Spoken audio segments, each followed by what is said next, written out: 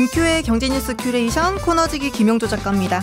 어렵고 복잡한 경제 한 큐에 정리해 주실 김큐, 안녕하세요. 네, 어서 오십시오. 오늘은 어떤 얘기 할까요? 오늘은 부동산 얘기로 시작을 해보도록 하죠. 작년 여름 이후부터 이제 부동산 경기가 좀 침체에 들어가면서 지방의 건설 경기가 진짜 안 좋아졌어요. 네. 거기에 대한 대책을 좀 정부가 내놓는 것 같더라고요. 부동산 경기는 완전히 온도차가 다른 것 같아요. 그러니까 서울 지역하고 지방하고의 온도차가 너무 달라서 그냥 부동산 경기가 안 좋습니다 이렇게 얘기하면 핫한 지역에 있는 분들은 시장이 안 좋아? 약간 이렇게 생각하실 수 있을 것 같은데, 어쨌든 말씀하신 것처럼 서울은 이제 온도가 어느 정도 유지되면서 가끔 끌어오릅니다. 끌어오르면 수도권까지 영향이 조금 미쳐요. 근데 지방은 완전히 식어 있거든요. 지방 큰 도시들도 마찬가지예요. 이른바 광역시 같은 데들도 지금 부동산 시장이 침체 국면이고요. 뭐 소도시는 말할 것도 없겠죠. 특히 이제 광역시 중에 대구가 가장 대표적, 미분양 물량 가장 많은 곳 하면 대구 얘기하거든요. 그러니까 지방은 이제 인구 유출 계속 지속되고 있고 노령화도 계속되죠. 거기에다가 부동산 시장이, 국내 시장이 이제 완전히 이른바 똘똘한 한 채 쪽으로 모든 게 포커스가 됩니다. 그러니까 사더라도 앞으로 시장이 오를 만한 지역에서 사고, 이건 이제 실수요자들도 마찬가지예요. 이왕 살 거라면. 그다음에 이제 투자의 관점에서도 마찬가지겠죠. 그러다 보니까 계속해서 자산 상승이 가능한 곳으로 가다 보니 서울의 주요 지역만 오르는 상황이거든요. 그러다 보니까 지난해 12월 기준으로 국토부에서 내놓은 주택 통계 자료를 보면 전국 아파트 미분양 물량이 7만 173가구, 12년 만에 가장 많습니다. 아마 올 초에 더 늘어났겠죠. 정부가 이중 악성 미분양 물량을, 아까 대책이라고 말씀하신 게 미분양 물량 중에 우리가 악성 미분양이라고 부르는 물량들이 있어요. 3천 가구를 LH를 통해서 매입해 준다라는 게 이번 주에 나온 대책의 핵심이라고 봐야죠. LH에서 매입을 한다는 건 결국 국민들이 내는 세금으로 산다는 건데, 좋은 걸 안 사고 악성 물량을 산다는 게 조금 이해가 안 돼요. 그냥 건설사 도와주기를 하는 건 아닌지. 이게 이제 되게 좋은 지적이신데, 우리가 뭔가를 사고 투자를 한다라고 하면 좋은 거 찾아서 앞으로 오를 거, 그러니까 좋은 걸 싸게 사는 게 제일 좋은 투자지 않습니까? 근데 여기서 말씀하신 것처럼 악성 매물을 산다는 거는 부동산 시장에서 제일 안 좋은 걸 사는 건데, LH를 통해서 산다는 거는 공기업을 통해서 사는 거니까 결국엔 세금을 투입해서 제일 안 좋은 걸 사들여줘. 그럼 이거는 뭐 지원책이라고 봐야 되는 거죠. 건설사를 지원하기 위한. 근데 건설사라는 게 사실은 어떻게 보면 그 건설이라는 게, 아파트를 지으면 하도급 업체들이 줄줄이 달려 있거든요.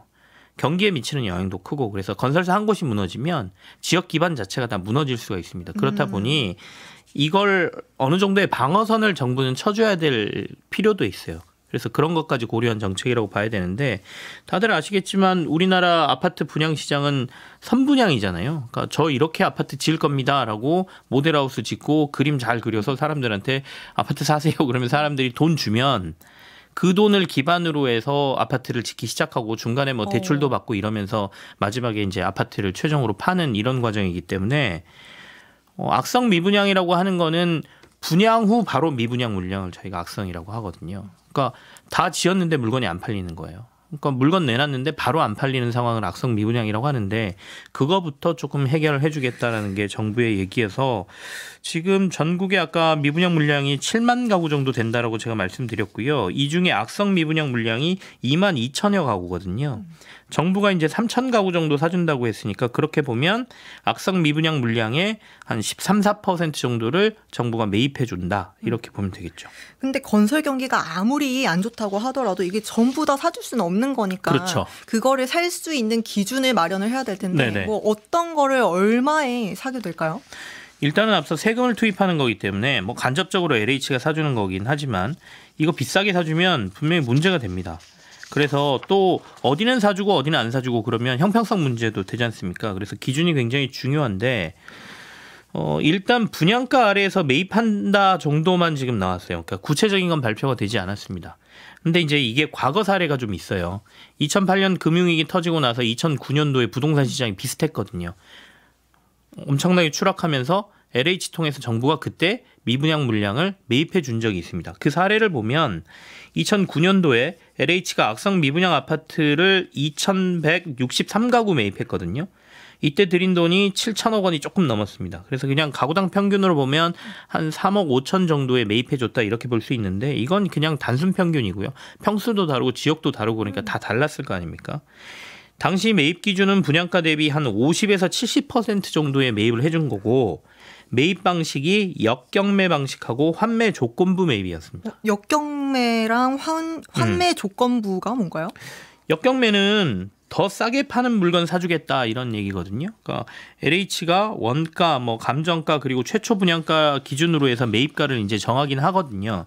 근데 건설사들이 힘드니까 나도 내 거 사주세요라고 할 수도 있잖아요. 그랬을 경우에는 역경매, 다시 말해서 가장 싸게 가격을 제시한 사람 거부터 사주겠다는 거예요.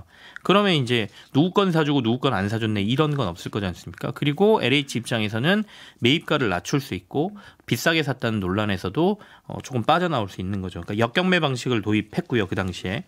두 번째는 환매 조건부라는 건 건설사들이 LH에 매각한 이후에 지금은 당장 내가 자금 사정이 어렵고 그러니까 이거 절반이라도 받아서 정부에 팔고 이 돈 가지고 아까 뭐 밑에 하도급 준 업체들 뭐 돈도 지급하고 해서 좀 살아나는 거죠. 그러고 나서 나중에 시장 상황이 좋아져서 내가 돈이 다시 생기면 나 그 아파트 다시 살래라고 정부에 요청하면 정부가 되팔아주는 조건입니다. 다만 되팔 때 당초에 처음에 매입한 가격에다가 정부가 이자 비용 정도만 받고 되팔아주는 거예요. 그러니까 부동산 경기가 엄청 좋아져서 정부가 매입한 것보다 가격이 2배, 3배 됐다 하더라도 이 건설사는 나중에 내가 이 아파트 LH에다가 팔고 나서 한 3, 4년 뒤에 우리 사정 좋아지면 저 아파트는 다시 그 가격으로 사올 수 있어. 이거니까 건설사 입장에서도 나쁜 건 아니잖아요. 그러니까 약간 일종의 전당포 같은 개념. 전당포처럼 LH가 너네 지금 사정 어려우니까 잠시 이거 맡아줄게. 나중에 대사 가려면 이자 비용까지 다 내고 가져가. 라고 해주는 거다라고 보시면 되겠습니다. 제가 그냥 단순히 생각을 해보면 네. 어느 정도 지방 건설 경기를 살리는데 효과를 좀 줄 수 있을 것 같은데 제가 살펴보니까 평가가 그렇게 좋은 것 같지는 않아요. 그 이유가 뭘까요? 이게 바라보는 관점들이 조금씩 달라서 그런 것 같아요. 그러니까 정부 입장에서는 이번 내놓은 대책이 미분양 물량 해소 혹은 위기의 건설사 지원책 이 포커스로 이제 맞춰놓은 거고요. 언론사들에서 지금 그 대책이 나오고 난 다음에 뭐 이게 미흡하다, 뭐 시장을 살릴 수 없을 것 같다, 뭐 이런 얘기를 하는 거는 부동산 경기, 다시 말해서 부동산 가격의 상승 차원에서 얘기를 하는 것 같습니다. 시장의 가격이 올라갈 것인가? 그러니까 뭐 지방부터 시작해서 서울까지 정부가 이번에 내놓은 미분양 물량 대책이 부동산 시장을 다시 뜨겁게 만들 수 있을 것이냐의 관점에서 바라보니까. 그렇게 보기에는 사실 대책이 굉장히 미흡하다라는 거죠. 그러니까 그중에 대표적인 게 일반 수요가 살아나야 나도 이제 바닥 친 것 같고 앞으로 부동산이 좀 오를 것 같으니까 집을 좀 사봐야지라는 생각이 들려면 경기도 살아나야 되지만 자극적인 요소들이 조금은 있어야 됩니다. 이자가 확 떨어져요. 그래서 대출 이 정도면 내가 할 수 있을 것 같아. 그러니까 대출 규제를 풀거나 아니면 임대사업자로 내가 집을 한두 채 다주택을 보유하고 있다가 나중에 팔 때 세금 같은 거 정부가 걷는 거 많이 감면해 주거나 일정 기간 폐지해 주거나 이런 대책이 나오면 수요가 살아나면서 부동산 시장 전체가 살아날 텐데 이게 왜 미분양 쪽에만 포커스가 돼가지고 일반 수요 쪽에는 대책이 하나도 없다. 그러니 이거는 미봉책이고 사실 시장에 온기를 못 불어넣을 거야 라고 보는 견해하고 이게 조금 시각이 다른 것이죠. 앞서 말씀을 하실 때 2009년도에 네. 미분양 매입을 했었다라고 했는데 그때가 금융위기 당시잖아요. 그렇습니다. 그때는 효과가 좀 있었나요? 성과가 좀 있었다라고 평가를 받아요. 근데 다만 2008년 금융위기 이후에 2009년 이제 매입하고 난 이때는 우리가 이제 우리나라 경제가 이런 위기를 한번 겪고 나면 보통 V자 반등을 했거든요. 그러니까 확 안 좋아졌다가 경기도 확 살아나는 국면에서 이제 정부가 미분양도 사주고 그러니까 부동산 경기가 같이 이렇게 살아나는 효과를 봤기 때문에 단순히 미분양 물량을 사줘서 부동산 시장이 살아났다 이렇게 보기는 힘든데 결과적으로는 어쨌든 간 부동산 시장도 살아났고 건설사들도 위기를 좀 넘겼으니 긍정적인 평가를 좀 받는 거거든요. 근데 이번 상황은 조금 다르죠. 그러니까 미분양 물량은 비슷하게 사주는데 경기 상황이 그때처럼 V자 반등이 가능하냐라고 보면 아니잖아요. 다들 올해 우리나라 경제 성장률 전망을 낮추거나 이미 1% 중반대로 낮춘 곳들도 있는 상황이니까 이걸 사준다 한들 부동산 경기가 살아날 것 같아 보이지는 않거든요. 그렇다 보니까 이게 효과가 있을까에 대해서 다들 이제 물음표를 좀 짓는 상황이고요.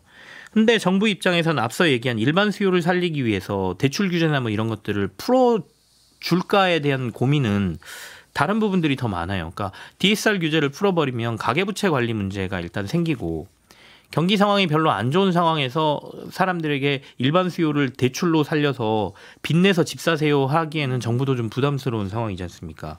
더군다나 올해 DSR은 스트레스 DSR 3단계가 시행을 예정해 놨거든요. 근데 이걸 또 뒤로 미뤄야 되면 정책을 또 바꿔야 되기 때문에 이런 부분에 대한 고민이 있을 테고요. 또 하나는 아까 사고 팔고 할 때 세금 깎아주거나 일시적으로 면제해 주는 거. 정부가 지금 세수 펑크가 큰 상황에서 이것마저 안 걷게 된다라고 하면 그래서 이제 기재부 쪽에서 반대를 좀 많이 한다고 하거든요. 세수 관련해서든.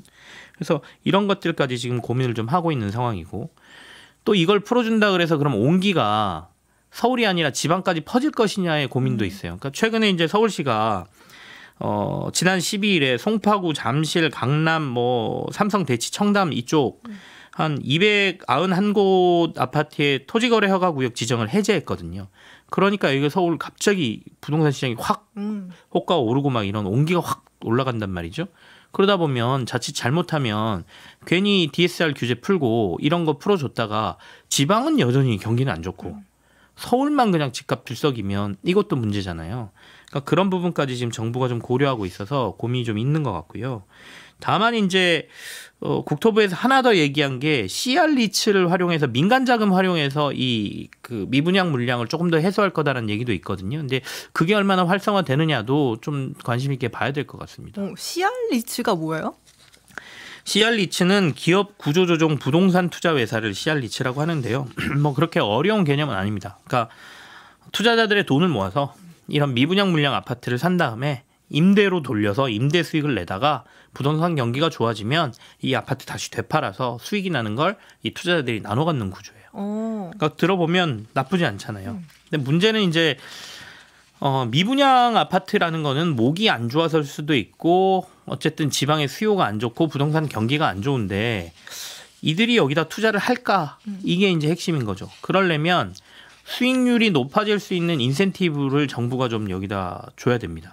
그러니까 민간 아파트 이 아파트를 매입할 때 미분양 아파트 매입할 때 싸게 매입할 수 있는 뭔가 조건을 만들어 주던가 여기도 마찬가지입니다. 일반은 아니지만 이렇게 CR 리츠가 나중에 재매각을 할 때 이때 세금이나 이런 부분에서 혜택을 주던가 이런 인센티브가 강해지면 이들은 투자해서 어느 정도의 확정 수익이 만들어지기 때문에 투자자를 모으기가 쉽거든요. 근데 이 부분이 얼마나 되는지가 이제 조금 고민스럽고요. 일단은 한 3, 4월쯤 되면 CR 리츠 통해서 한 3천 가구 정도 더 미분양 아파트 매입할 수 있다라고 정부는 얘기하고 있는데 아직 민간 쪽에서 크게 움직임은 없어요. 지난해 9월, 10월에 몇몇 부동산 신탁회사가 광주 지역에 뭐 CR 리츠 만든다라는 얘기가 있었는데 크게 뭐 진전은 없는 것 같고요. 또 최근에 메리츠증권 쪽에서 제주, 양산, 경주시 쪽에 CR 리츠 만든다라는 얘기가 좀 나오고 있는데 뭐 감정평가에 들어갔다 이런 얘기가 나오고 있는데 실제로 정부가 얼마나 인센티브를 주느냐 또 약간의 압박도 있겠죠. 이런 압박들이 통해서 아까 정부가 말한 3,000채 이후에 3,000채보다 훨씬 많은 미분양 물량을 조금 매입해 준다라고 하면 뭐 조금은 위기를 좀 넘길 수 있지 않을까라는 생각도 있습니다.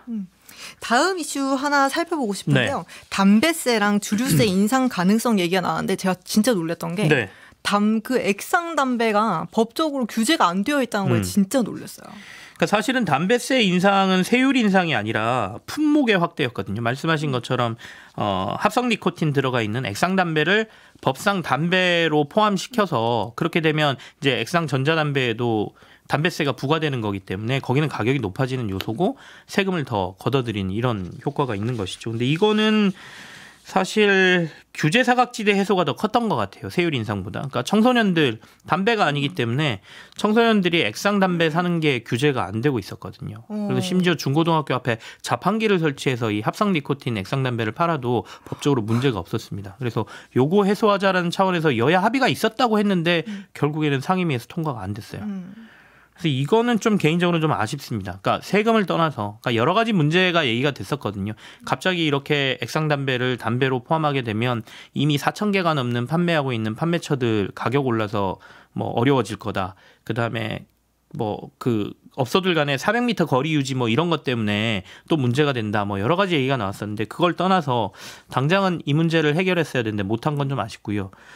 주세는 소주가 초점입니다. 소주 지금 그 주류세는 우리가 종가세, 종량세 이렇게 두 가지로 돼 있거든요. 그러니까 종가세는 가격에 일정의 세율을 붙이는 거고 종량세는 도수나 또는 용량에 일정액의 세금을 부과하는 걸 말해요. 근데 지금 현재 소주는 종가세로 돼 있는데 소주를 종량세, 맥주처럼 종량세로 바꾸자는 거예요. 도수가 높으니까 도수의 높은 만큼 세금을 더 물리자는 거거든요. 올라가겠네요. 네, 그 이유는 소주 너무 많이 마시는 거 좀 막자. 건강 좀 국민 건강 챙기자. 그다음에 주치자들 문제, 사회적인 비용 많이 드니까 이것도 감소시킬 수 있다라는 건데 조금 이제 저희 서민들 입장에서는 이것마저 세금을 올리나라는 건 있겠죠. 근데 약간 군부를 떼는 느낌입니다. 막 옆에 조세 관련 무슨 심포지엄 뭐 이런 데서 계속 이 얘기하고요. 기획재정부 쪽에서는 우리는 추진 안 하고 있는데 민간에서 얘기하는 거는 인지하고 있습니다. 뭐 이러면서 아무래도 세수 부족하기 때문에 뭔가 기준을 바꿔서 세금을 좀 더 거두려고 하는 거 아닌가라는 의구심도 있습니다. 오늘 얘기도 잘 들었습니다. 저는 다음 주에 또 궁금한 경제 이슈 들고 찾아오겠습니다. 네, 김영조 작가와 함께했습니다.